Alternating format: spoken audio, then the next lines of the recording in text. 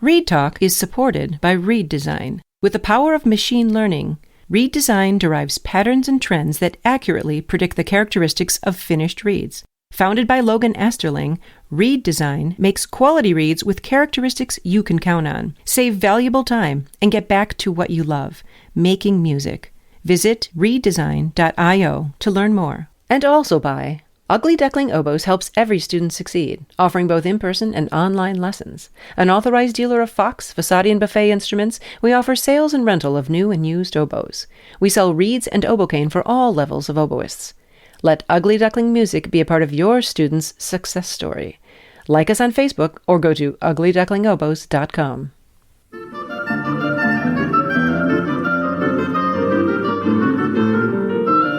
Welcome to Read Talk. I'm Margaret Marco. And I'm Courtney Miller. We're incredibly excited to be speaking with Titus Underwood today. Titus Underwood is the principal oboist of the Nashville Symphony and the newly appointed associate professor of oboe at Cincinnati College Conservatory of Music. Welcome, Titus.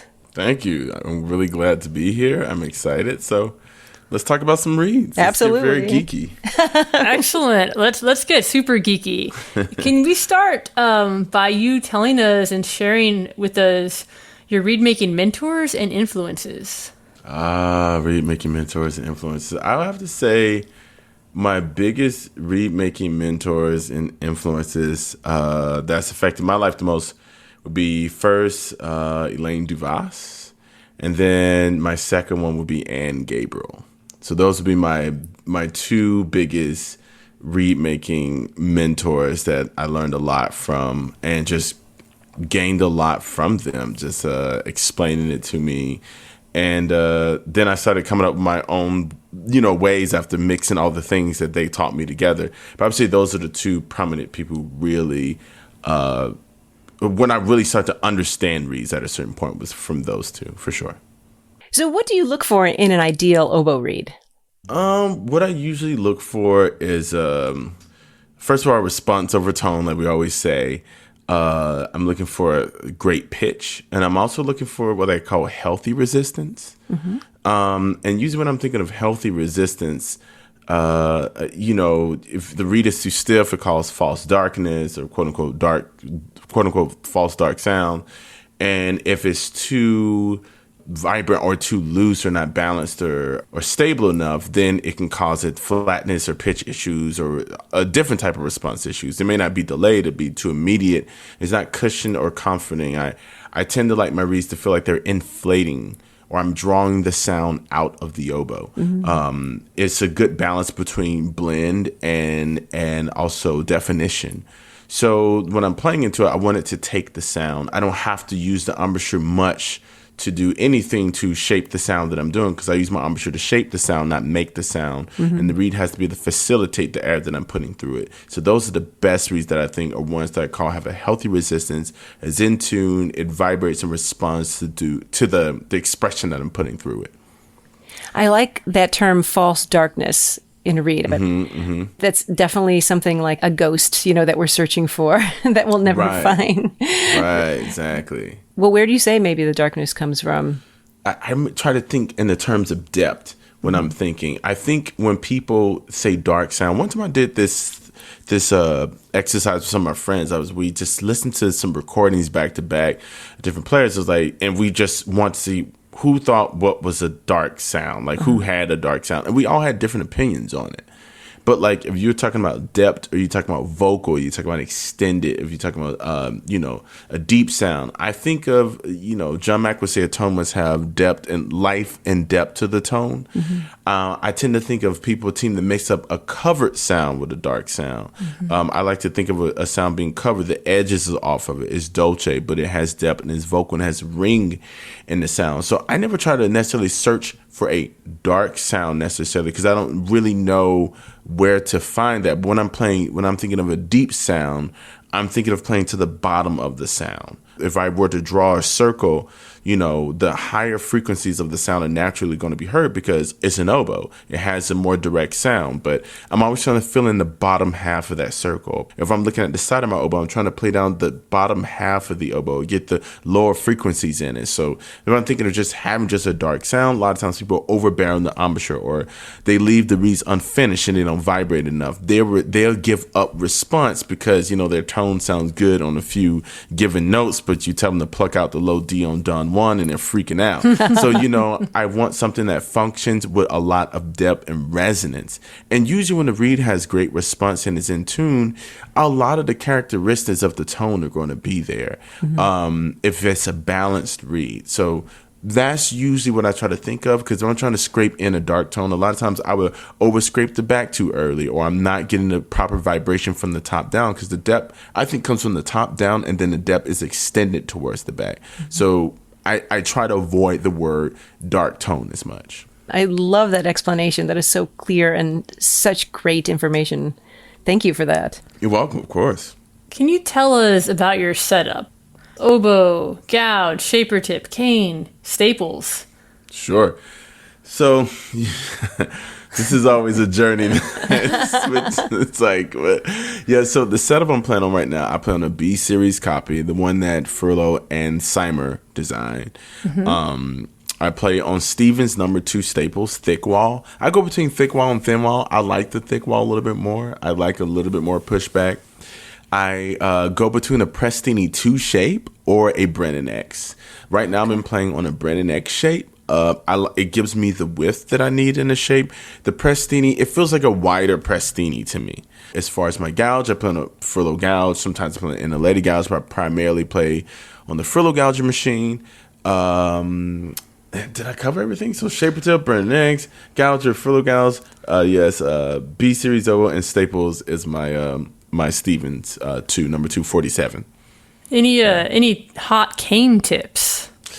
Hot cane tips, I'm trying to find the organic grass-fed cane. Like, that's what I'm trying to find. Like, where is that? I love that. Yeah, where's the Whole Foods cane Where's the Whole supply Food store? cane Yeah. where I can scan my Amazon shop cart and it only gives me 10 cents off the whole thing. So I'm thinking, I usually use RGO cane. That's the cane I've been using for years, but I'm open to any cane that looks good. I'm always trying cane that's different, but I've been using RGO for a long time because it's what I know.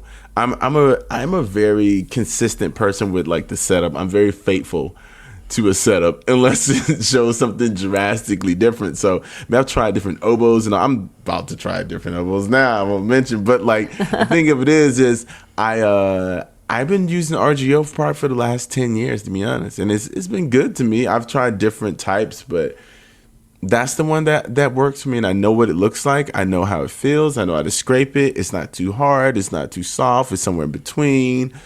I can usually make a practice read, a rehearsal read, or performance read out of it. So I'm pretty much on the straight and narrow with the RGO cane for majority of my playing career. And you must have like some special clout with RDG, because that RGO cane seems like it's always sold out when I order it. Yeah. Oh, yeah. Let's just say I pick out my cane. I make special trips to pick out my cane. So, I'm that person. Like, if you really think about it, if you can find a cane source or go to a store and they let you sort through it, like, if you buy 3 bags of cane, I mean, that's expensive. If you're going a pound of cane, but if you, say for instance, you have a friend you can stay with and they let you sort through some things and you pick out a pound, you sit there for a good, 3-4 hours or even more sometimes, and you really select your cane, you're going to be set up for a good amount of time. Oh, absolutely. I mean, just all that sorting that we have to do at home when we get it in the mail, throw away all the warped pieces and, shed a few tears. Right. You're throwing out a lot of times 3/4 of the bag. So Absolutely. It's like, might as well go to the source sometimes. That is a great tip. That's very good. I mean, Give away my secret. So now everybody's going to be in there picking out cane. I'm like, I got no cane anymore. Then my dark tone is gone. The signature dark tone. Exactly. Well, Delancey used to go to the fields. I mean, talk about going to the source, right? He used to go out to the cane fields in France and pick out cane with his students. See, I'm not on that level yet, but maybe. Well, I wonder if you could talk to us about, students often have trouble in the finishing stages of reed making. Mm-hmm. Do you have any advice for how to finish a reed that might not be quite performance ready? Yep. So I find that most people have a problem starting their reads than finishing their reads. Like, starting a read is so incredibly important because I can start a read and it's pretty much almost done. So we think about the ratios, how a read is done. A read is pretty much probably 80% done when it's gouged. It's gouged, and then you need to bring out the characteristics of the gouge within the scrape. You tie it on, and of course there's a lot of time, but this is well-sorted cane. That's straight, that I've gotten off it looks really good. I'm tying it on, it's shaped well. And the one thing that I do that a lot of people don't tend to do is I measure where the base of my tip is and where the base of my plateau is going to be. I don't never go above that mark, but I will go slightly below. But I like to keep myself in the ballpark simply because if I'm scraping the reed to finish it, if it starts to get too short, in my opinion, I know people have different opinions on this. Mm-hmm. If I start to scrape the reed and it starts to go too low, then I feel like I'm altering the shape. I'm playing a different shape at that point. Mm-hmm. The reason why I think shaper tips are designed a certain way because there's an optimal length, like a range of length. So if they want me to finish it at 71 or 70 and I'm finished at 66, that's a different shape, especially if I tied it at a certain place. I mean, your throat's in a different place. The back is in a certain place. How's it going to vibrate the same? So the other thing that I think about as far as finishing a reed, I like to start my reeds in such a way that I don't have to fix it. I'm bringing the cane down. So I like to scrape it, get it rattling, clip it that is crowings, octave Cs. And then I start to extend it in the back. Most people scrape too much out the back too early because they're going for the quote unquote dark tone. Mm-hmm. So then they have resistance at the top. And once you start extending the reed, it's only going to extend what's coming from the top. So if my reed is vibrant and responsive, I'm getting depth from the base of the tip. I have layers in the tip. The edge of my tip is nice. A great aspirated attack is in tune. It stays up, but it's not as deep as I want it to be. But I can get a reed almost playing without any channels there. Mm-hmm. Like basically playing and almost done without any channels there. And then I mellow it out by extending it in the back. And then I feather it down and bring the whole reed down together. So I tell people, how are you starting your reeds? And the one thing, the tip I try to give people is when you're scraping the reed, there's a certain anxiety that comes when you're scraping the reed. Like you need to get it done now. Right. And I usually ask people like, where are you going? Like you got a train to catch? I know. Are you in a rush? Like I got to get it done. My reeds are bad. When you're scraping a reed, try to have an elegant scrape. Every scrape, it's just like every time you pick up your oboe and every attack, if you're really been a thinking artist, every attack that you come in, you're trying to make it more beautiful than the last. So you're growing. So every time I'm going across the reed and I'm having an elegant scrape, I'm trying to have every scrape more elegant than the last. And I'm taking my time. And I'm not scraping it for 2 hours, but if I make the reed for 45 minutes to an hour, it's better than, scraping and freaking out and digging it out and have to fix it. So I tell students, take your time when you make your reeds. Be present with the reed. Don't think about the other reeds that are in the case or the lack of the reeds that you have. I know that's really hard.